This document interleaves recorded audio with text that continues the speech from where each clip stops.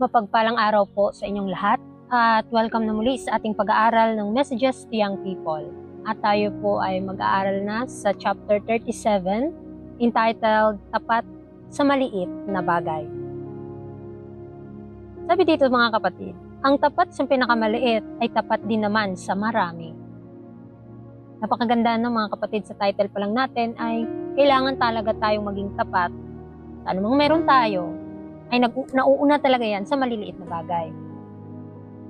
Sabi dito, ang masusing at tapat na pagbibigay pansin sa mga bagay na itinuturing ng sanlibutan na maliliit, ang siyang nagpapaging matagumpay sa buhay. Maliliit na gawa ng kawang-gawa, maliliit na gawa ng pagpipigil sa sarili, pagsasabi ng payak ng mga salitang nakatutulong, pagbabantay laban sa maliliit na kasalanan, ito ang Kristyanismo.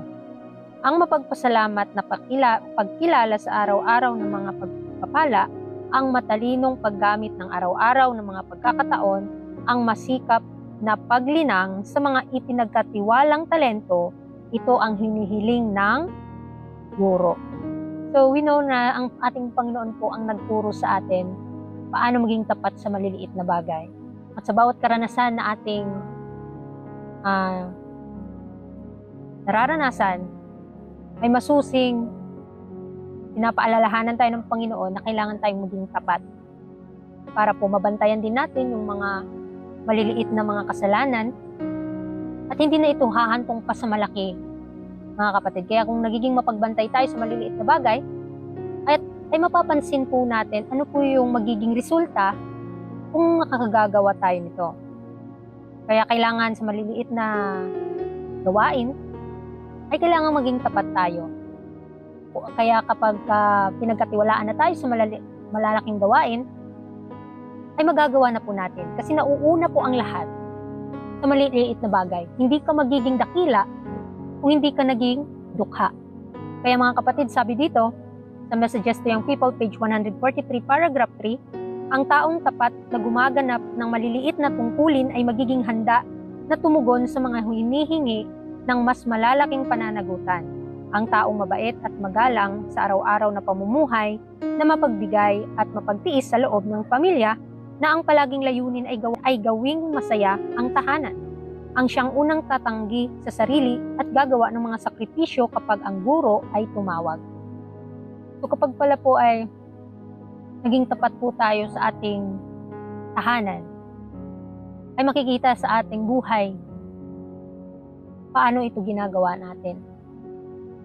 At kung tayo ay naging liwanag sa loob ng ating tahanan, tayo din ay tatawagin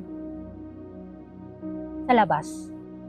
Kaya mga kapatid, maging tapat po tayo sa maliliit na bagay, maging tapat tayo sa loob ng ating tahanan, maging masaya tayo sa araw-araw, maging kontento na po tayo sa anong meron sa atin. Kasi yung tawag ng Panginoon, yung calling niya sa loob ng pamilya at sa labas. At kung nagampanan po natin ng may katapatan sa loob ng tahanan, tatawagin tayo ng Panginoon na gumawa sa gawain niya sa labas ng tahanan. Sa labas na kung saan na yung mga makakasama mo ay hindi mo nakaano-ano. At kung papaano mo maipapakita pa rin yung karakter ni Kristo sa mga taong iyong nasasalamuha. Kaya napakaganda po na pag-aralan natin itong tema na ito kasi dito tayo nahuhubog. Ano tayo? Sino tayo? Nagiging tapat po ba tayo? Sabi dito, isang maayos at balansing karakter, maaaring handa tayong ibigay ang ating mga ari-arian sa gawain ng Diyos, ngunit hindi ito mabibilang maliban kung ibigay rin natin sa Kanya ang pusong puno ng pag-ibig at pasasalamat. Ang mga nagnanais na maging tunay na misyonero sa mga banyagang lupain ay dapat munang maging tunay na misyonero sa loob ng tahanan. Ang mga nagnanais maglingkod sa ubasan ng Panginoon ay kailangang maghanda sa pamamagitan ng masusing paglilinang sa maliliit na bahagi ng ubasan na Kanyang ipinagkatiwala sa kanilang pangangalaga. So kailangan talaga tayo maging tapat sa loob ng ating tahanan bago tayo tawagin sa labas, mga kapatid. Kasi dito sinusukat kung ano tayo, sino tayo sa loob ng ating pamilya. At ano yung ugali na ipinapakita natin. Kaya tayong mga misyonero ay nagnanais tayong magbahagi ng salita ng Diyos sa ibang tao, ay kailangan munang maipakita natin yung katotohanan sa ating buhay ng may katapatan. At mapanagumpayan natin yung bawat kahinaan, pagpipigil sa sarili, unang-una sa lahat ay sa loob ng tahanan. Kaya sabi sa 2 Corinthians chapter 9 verse 7, ang bawat isa'y magbigay ayon sa ipinasya ng kanyang puso, huwag mabigat sa loob o dala ng pangangailangan.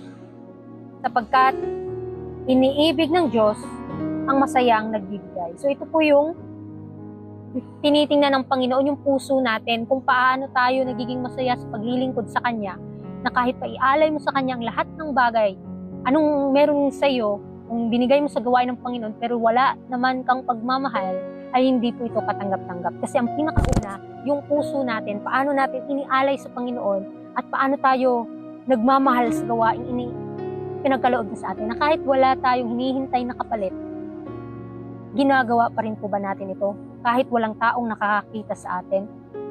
Kaya sa Romans 12 verse 1, ipinamamanhik ko sa inyo, mga kapatid, sa pamamagitan ng mga kahabagan ng Diyos, na inyong iharap ang inyong mga katawan na isang haing buhay, banal na kaaya-aya sa Diyos, na siya ninyong katapatang pagsamba.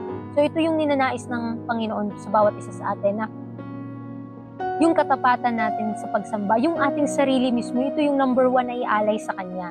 Ito yung ninanais ng Panginoon, yung puso muna natin, yung ibigay sa Panginoon.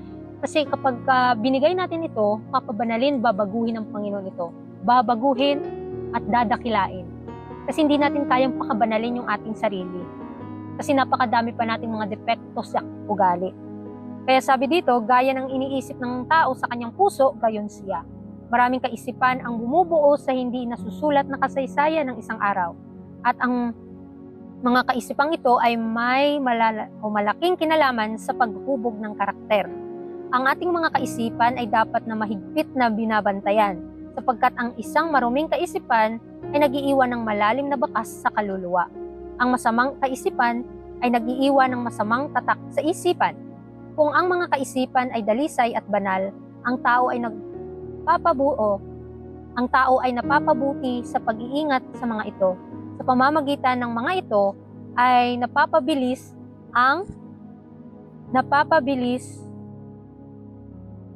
ang pintig ng espiritual na buhay at nadaragdagan ang kapangyarihan ng sa paggawa ng mabuti. At kung gaano ang isang patak ng ulan ay naghahanda ng daan para sa kasunod na patak sa pagbasa ng lupa, gayon din ang isang mabuting kaisipan ay naghahanda ng daan para sa isa pang mabuting kaisipan. So yung ugali talaga ng tao, bago ito maipakita niya sa gawa, ay nauuna ito sa isipan. Kung anong nag-uudyok sa'yo, ano yung lagi mong pinapanood, at ano yung lagi mong iniisip, yun ka. Ano yung iniisip mo, ikaw yun, mga kapatid. Kaya tandaan natin, kapag nag-iisip tayo ng masama sa ating kapwa, hindi natin alam, tayo lang sa sarili natin ang napapahamak. Kaya kailangan mag-isip tayo ng mga mabubuting bagay, mga bagay na makalangit, na magbibigay kaluwalhatian sa Panginoon, upang ito po yung maipakita natin sa ating salita, sa ating gawa, sa lahat ng aspeto ng buhay natin.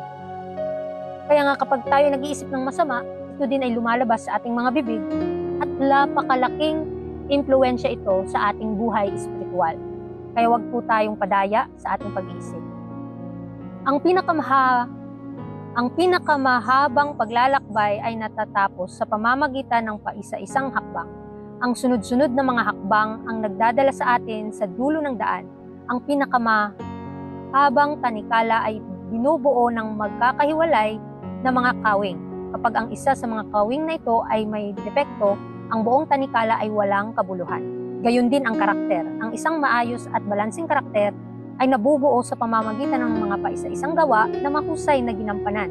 Ang isang kapintasan na hinahayaang malinang sa halip na mapagtagumpayan ay ginagawang di ganap ang tao at isinasara laban sa kanya ang pintuan ng banal na lungsod, ang papasok sa langit ay dapat magkaroon ng karakter na walang bahid, walang kulubot o anumang katulad nito.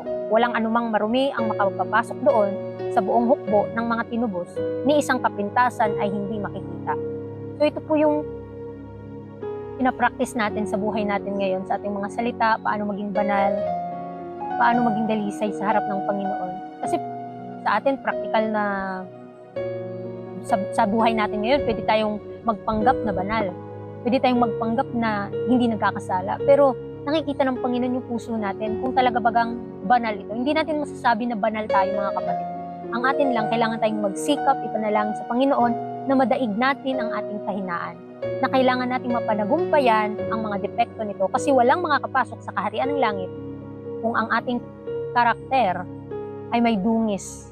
Kaya kailangan maging gaya-gaya ni Kristo na maging banal kahit nakatira siya noon dito sa mundo na puno ng kasalanan, ay hindi siya nagkasala. At magagawa natin ito dahil si Kristo ay nangako. Kaya kailangan maging tapat tayo sa maliliit na bagay para mapansin natin yung mga maliliit na bagay kung ito ba'y kasalanan. Kasi kapag hindi natin nabantayan ang maliliit na bagay ay nakagawa tayo ng kasalanan, ay baka lumaki ito at hindi na natin napansin na kasalanan pala. Kaya sabi dito, katapatan sa araw-araw na buhay. Ang gawa ng Diyos ay ganap bilang isang kabuuan sapagkat ito ay ganap sa bawat bahagi, gaano man kaliit. Kanyang hinuhubog ang munting sibat ng damo nang may gayong pag-iingat na gaya ng kanyang ginagawa sa paglikha ng isang daigdig. Kung nais nating maging sakdal gaya ng ating Ama sa langit na sakdal, dapat tayong maging tapat sa paggawa ng maliliit na bagay. Ang anumang bagay na nararapat gawin ay nararapat ding gawin ng mahusay, anuman ang iyong gawin o gawain. Gawin mo ito ng may katapatan, magsabi ng katotohanan kahit sa pinakamaliit na bagay, araw-araw ay gumawa ng mga pamapagmahal na gawa at magsalita ng masayahing mga salita. Ikalat ang mga ngiti sa landas ng buhay. Sa paggawa mo nito, ilalagay ng Diyos ang kanyang pagsang-ayon sa iyo at isang araw ay sasabihin ni Kristo sa iyo, magaling, mabuti at tapat na lingkod. Ito po yung ninanais ng bawat isa sa atin na sabihin sa atin ng Panginoon sa mga huling araw. Ang nais niya sa atin, maging tapat sa maliliit na bagay, maging tapat sa araw-araw na buhay. Kahit dumating ang punto na mapapahamak ka dahil naging tapat ka, ay gagawin mo yan dahil nasanay kang maging tapat sa maliliit na bagay. Kaya kung nagampanan natin ito, tutulungan tayo ng Panginoon na magkaroon pa ng mas dakilang bagay na magampanan natin. Kasi sa maliliit na bagay, kung hindi tayo tapat, posible din sa malalaking bagay ay hindi ka rin magiging tapat. Kaya tinuturuan tayo ng Panginoon sa araw na ito kung paano maging tapat sa maliliit sa kakaunti. Ganun din sa marami. Kaya sa Matthew 25 verse 21, ang kanyang Panginoon ay nagsabi sa kanya, mabuti ang pagkakagawa, mabuting alipin at tapat sapagkat ikaw ay naging tapat sa kakaunti, ikaw ay pamamahalain ko sa marami. Pumasok ka sa kagalakan ng iyong Panginoon. So kung naging tapat po pala talaga tayo dito sa mundong ating ginagalawan, sa mga bagay na pinagkaloob sa atin ng Panginoon, pagkakaloob niya din sa atin yung mga bagay na makalangit. Yung mga bagay na walang makakapasok doon o walang makakatanggap doon, sa mga may diferensya o sa mga may depekto ang ugali. Kaya kapag tayo naging tapat dito sa mundo, hindi magdadalawang isip ang Panginoon na tutulungan niya tayong makatanggap ng mga pagpapala, hindi lang sa makamundong ito, kundi sa makalangit. Ito yung hinihintay natin, mga kapatid. Kaya wag na wag po tayong magsawa sa pag-aralan ang kanyang mga salita. Kaya nga sabi siya sa Matthew 5:48, kayo nga'y maging sakdal gaya ng inyong Ama sa langit na sakdal. So paano po ba tayo maging sakdal? Kailangan isipin natin yung mga bagay na makalangit, yung mga bagay na ninanais ng Panginoon sa atin. Kaya nga dapat pag-aralan talaga yung kanyang mga salita para hindi tayo mawala sa landas, hindi tayo mapanghinaan. Kasi ito yung nagbibigay sa atin ng encouragement, paano magpatuloy sa laban, paano magwagi sa laban, at napakadami pang kaluluwa ang dapat nating mabahagian ng katotohanan. Na napakadaming dapat nating akayin papunta kay Kristo. Kaya kailangan maging tapat tayo, kailangan maging dalisay tayo. Pamamagitan lamang ni Kristo. Siya ang ating merito. Siya yung nakikita ng Ama sa buhay natin, yung buhay ng kanyang kaisa-isang anak. Kaya sa Colossians 3:23, at anumang inyong ginagawa ay inyong gawin ng buong puso na gaya na sa Panginoon at hindi sa mga tao. So tayo nakikita natin bawat maliliit na bagay na ginagawa natin, ay ginagawa natin ito para sa Panginoon, para sa ikaluluwalhati ng kanyang pangalan. Kaya mga kapatid, tandaan natin na kung nagiging tapat tayo sa maliliit, magiging tapat din po tayo sa malalaki. Kaya sabi sa last, sa araw ng paghuhukom, yaong mga naging tapat sa kanilang araw-araw na buhay, yaong mga naging handa at mabilis na makita ang kanilang gawain at gawin ito nang hindi iniisip ang papuri o pakinabang, ay makaririnig ng mga salitang, "Hali kayo mga pinagpala ng aking Ama, tanggapin ninyo ang kahariang inihanda para sa inyo mula sa pagkakatatag ng sanlibutan." Hindi sila pinupuri ni Kristo dahil sa mga magagandang talumpati na kanilang ginawa, sa kapangyarihang intelektual na kanilang ipinakita, o sa malalaking donasyong kanilang ibinibigay. Sila ay ginagantimpalaan dahil sa paggawa ng maliliit na bagay na karaniwang hindi napapansin. "Ako'y nagutom at binigyan ninyo ako ng pagkain." Sabi niya, "Yamang ginawa ninyo ito sa isa sa pinakamaliit na sa aking mga kapatid, ginawa ninyo ito sa akin." Napakaganda ng ating pag-aaral ngayon, mga kapatid. Kasi sa araw-araw na ating gawain, nakakita ang Panginoon paano natin ito ginagawa. Nakikita niya yung motibo natin, paano tayo nagiging tapat dito. At sa mga huling araw, sa araw ng paghuhukom, tayo ay gagantimpalaan dahil naging tapat tayo sa maliliit na bagay na sa paningin natin ay hindi mahalaga sa atin. Pero sa harap ng Panginoon, ay katanggap-tanggap ito. Kailangan nating purihin ang Panginoon sa araw na ito at sa walang hanggan, mga kapatid. Kaya nawa maging tapat tayo sa lahat ng panahon, dahil siya po ang nakakaalam sa ating mga puso at nakikita niya ito. Kaya sa ating pag-aaral ngayon, nawa gawin po natin ng buong puso ang mga gawain na sa ating harapan upang maging dakila tayo gaya ng ating Ama sa Langit na na tumitingin sa atin, naging tapat sa atin. At maraming salamat sa inyong pakikinig, and God bless.